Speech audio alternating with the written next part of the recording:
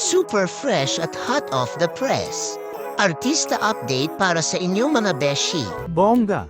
Ang ganda ng balita na sina Kim Chiu at Paolo Avellino ay maging endorsers ng Hyundai.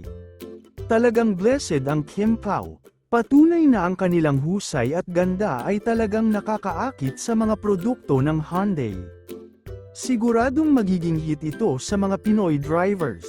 Si Kim Chiu at si Paolo ay talagang pinagpala sa kanilang pagiging endorser ng Hyundai. Hindi lang sila nagbibigay ng karangalan sa kanilang sarili kundi pati na rin sa kanilang pamilya at mga taga-suporta.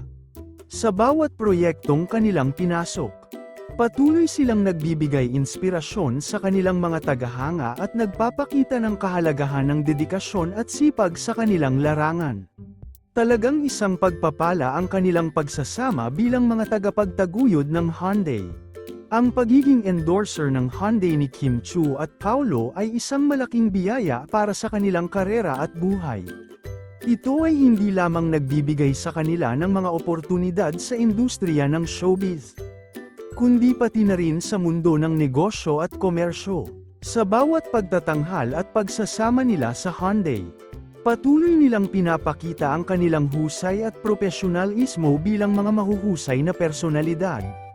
Tunay nga na pinagpala ang kanilang pagiging tagapagtaguyod ng Hyundai.